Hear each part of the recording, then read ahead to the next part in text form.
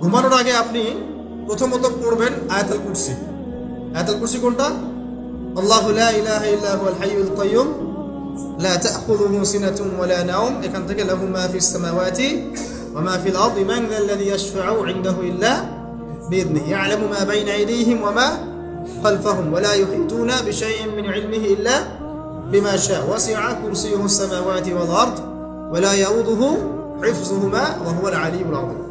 সূরা বাকারার আয়াত নাম্বার 255। সূরা বাকারার আয়াত নাম্বার 255 হচ্ছে আয়াতুল কুরসি। ঘুমানোর আগে আয়াতুল কুরসি পড়বেন বিছানায় গিয়ে। তারপরে সূরা বাকারার শেষের 3টা আয়াত পড়বেন। সূরা বাকারার শেষের 3টা আয়াত, লিল্লাহি মা ফিস সামাওয়াতি ওয়া মা ফিল আরদ, এখান থেকে শুরু করে ফানসুরনা আলাল কওমিল কাফিরিন পর্যন্ত এই শেষের 3টা আয়াত অবশ্যই পড়বেন। ঘুমানোর আগে যে ব্যক্তি আয়াতুল কুরসি পড়বে, আল্লাহর পক্ষ থেকে একজন ফেরেশতা তার কাছে থাকবে। সারা রাত এই ফেরেশতা ওই ব্যক্তিকে পাহারা দিবে ইনশাআল্লাহ। কোনো বিপদ আপদ তাকে স্পর্শ করবে না ইনশাআল্লাহ তাআলা। রাতের বেলা অনেক বিপদ হতে পারে, চুরি হতে পারে, ডাকাতি হতে পারে, তারপরে আপনার দুষ্ট জিন শয়তান উৎপাত করতে পারে, এছাড়া আপনার জাদুবিদ্যার কাজ হয় রাত্রেবেলা, মানুষ এগুলো করতে পারে, কুফরি কালাম করতে পারে, ক্ষতিকর প্রাণী আপনাকে কামড় দিতে পারে, অনেক কিছু হতে পারে। আপনি তো ঘুমের মধ্যে আছেন, আপনি জানেন না কি হচ্ছে। অতএব আয়াতুল কুরসি পড়বেন, ইনশাআল্লাহ আল্লাহ পাক আপনাকে হেফাজত করবেন ইনশাআল্লাহ। আর সূরা বাকারার শেষের 3টা আয়াত কেন পড়বেন? কারণ নবী সাল্লাল্লাহু আলাইহি ওয়াসাল্লাম বলেছেন, রাতের বেলা সূরা বাকারার 3টা আয়াত যে ব্যক্তি পড়বে, সারা রাত যদি আপনি নফল নামাজ পড়তেন যে নেকি হতো, এই 3 আয়াত পড়ার মাধ্যমে সেই নেকি হয়ে যাবে ইনশাআল্লাহ। ঠিক আছে? সারা রাত ধরে নফল নামাজ পড়া কি কষ্টকর না? এটা সবচেয়ে সহজ হচ্ছে আপনার সূরা বাকারার শেষের 3টা আয়াত পড়বেন, ঘুমিয়ে যাবেন ইনশাআল্লাহ। সারা রাতের নেকি আপনার আমলনামায় লেখা হবে। এগুলো শুধু বললেই হবে না আর শুনলেই হবে না, আমল করতে হবে। কবে থেকে? ইনশাআল্লাহ আজকে থেকে। আল্লাহ পাক সবাইকে আমল করার তৌফিক দান করুন, আমিন। এরপর কি করবেন? এরপর 3 কুল পড়বেন। কয় কুল? 3 কুল। কোনটাকে 3 কুল বলে? বিসমিল্লাহির রহমানির রহিম, কুল হুয়াল্লাহু আহাদ এটা একটা, কুল আউযু বিরাব্বিল ফালাক এটা একটা, কুল আউযু বিরাব্বিন নাস এটা একটা। এই 3টা সূরা কার মুখস্থ নাই? এমন কেউ কি আছে যে এই 3টা সূরা মুখস্থ নাই? আছে? যদি থাকে তার গলায় দড়ি দেওয়া উচিত। যদি এমন কেউ থেকে থাকে মুসলিম সমাজে যার এই 3 কুল মুখস্থ নাই, তার গলায় দড়ি দেওয়া উচিত। লজ্জায় আত্মহত্যা করতে উৎসাহিত করছি না। ওই যে পরীক্ষার রেজাল্ট খারাপ হলে আত্মহত্যা করে না, দেখেন না? তারও আগে তো তোমার লটকানো উচিত ছিল এই জন্য যে তুমি 3 কুলই পড়তে পারো না। মুসলিম সমাজে বড় হয়ে মুসলিম পরিবারে জন্মগ্রহণ করে 3 কুল যে পড়তে পারে না, তার কি দরকার আছে বেঁচে থাকার? কি কোন মুখ নিয়ে আল্লাহর সামনে দাঁড়াবেন? কোন মুখ নিয়ে নবী সাল্লাল্লাহু আলাইহি ওয়াসাল্লামের সামনে যাবে? ইয়া রাসূলুল্লাহ, আপনার উপরে পুরো 30 পারা কোরআন নাযিল হয়েছিল, আমি 3 কুলি মুখস্থ করতে পারি নাই, আমার জন্য সুপারিশ করেন। এই কথা কোন মুখ নিয়ে বলতে যাবে? তবে কোরআন একটা কিতাব, আলহামদুলিল্লাহ। একজন হিরোইন খোরও দেখবেন সূরা ফাতিহা পড়তে পারে, তাই না? একজন হিরোইন খোরকেও দেখবেন সূরা ফাতিহা বলতে পারে। কোরআনের মুজিজা, সবার মনের মধ্যে আল্লাহ পাক কোরআন ঢুকিয়ে দিবেন। তবে চেষ্টা থাকতে হবে না? চেষ্টা করতে হবে। বাচ্চাদেরকে শেখান, বাচ্চাদেরকে লাড়া লাপ্পা না শিখিয়ে বাচ্চাদেরকে ভালো কিছু শেখান। নাহলে এইসব সন্তানরা, এইসব যুবক যুবতীরা বড় হয়ে যে ফিল্ম স্টারদের পিছনে দৌড়াবে, পর্ন স্টারদের পিছনে দৌড়াবে। বিদেশ থেকে কোনো মেয়ে যদি বাংলাদেশে আসে নাচতে, এদেরকে দেখতে টিকিট কাটতে যাবে 12,000 15,000 টাকা দিয়ে। সুসন্তান মানুষ করে যান, কুলাঙ্গার প্রজন্ম জন্ম দিয়ে কি দরকার? এর চেয়ে বাচ্চা নেওয়ারই দরকার নাই।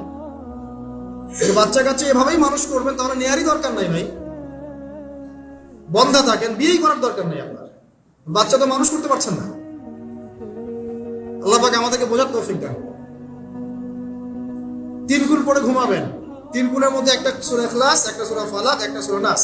কি হবে এটা পড়লে? নবী সাল্লাল্লাহু আলাইহি ওয়াসাল্লাম বলেছেন, দৃশ্য বা অদৃশ্য, মানে যা দেখা যায় যা দেখা যায় না, এই দৃশ্য অদৃশ্যের জগতের কোনো ক্ষতি তাকে স্পর্শ করবে না। প্রোটেকশন, আল্লাহর পক্ষ থেকে প্রোটেকশন। আর এটা যখন রাতে পড়বেন তখন এভাবে পড়বেন। একবার সূরা ইখলাস, কুল হুয়াল্লাহু আহাদ, তারপর সূরা ফালাক, কুল আউযু বিরাব্বিল ফালাক, তারপর সূরা নাস, কুল আউযু বিরাব্বিন নাস পড়ে 2 হাত একত্রিত করে ফু দিবেন। দিয়ে মাথা থেকে নিয়ে এভাবে, পুরো মাথা থেকে নিয়ে পুরো বডি এভাবে মাসাজ করবেন, এভাবে। ঠিক আছে? এটা 3 বার করবেন, একবার না। একবার পড়বেন করবেন আরেকবার তিনবার। এরপরে পড়বেন সূরা কাফিরুন। কোন সূরা? কুল ইয়া আইয়ুহাল কাফিরুন লা আ'বুদু মা তা'বুদুন। এই সূরাটা পড়বেন লাকুম দীনুকুম ওয়ালিয়া দীন পর্যন্ত। কি হবে? আল্লাহর রাসূল সাল্লাল্লাহু আলাইহি ওয়াসাল্লাম বলেন যে রাতের বেলা ঘুমানোর আগে কেউ যদি সূরা কাফিরুন তেলাওয়াত করে ঘুমিয়ে যায়, আল্লাহ পাক ওই ব্যক্তিকে শিরকের পাপ থেকে মুক্ত রাখবেন ইনশাআল্লাহ।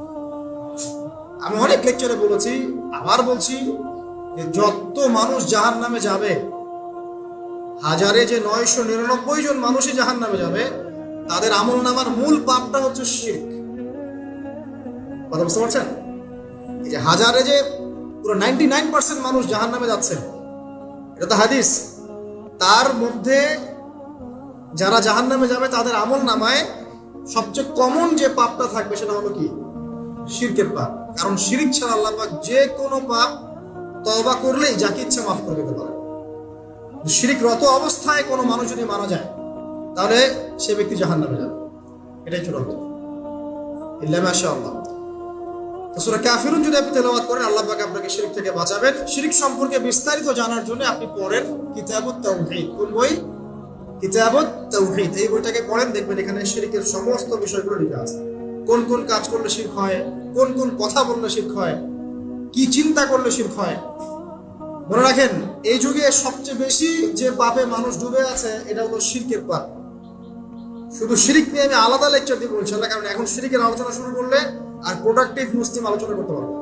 এটা এত ডিটেইলস একটা সাবজেক্ট। মনে রাখবেন, শিরক চিন্তায় হয়, কথায় হয় এবং কাজে হয়।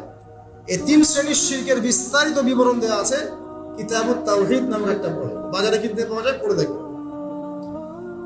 আর কি?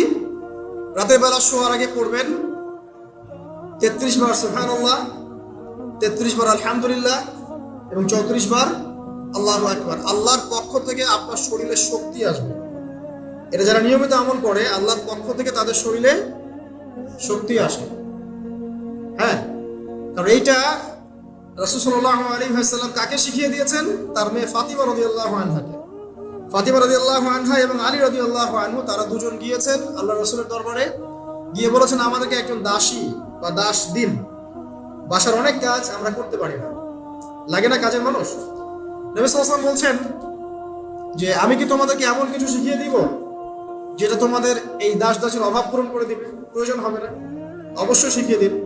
তখন নবীজি শিখালেন সাল্লাল্লাহু আলাইহি ওয়াসাল্লাম যে ঘুমানোর আগে 33 বার সুবহানাল্লাহ পড়বে, 33 বার আলহামদুলিল্লাহ এবং 34 বার আল্লাহু আকবার। তোমাদের দাস দাসের প্রয়োজন হবে না।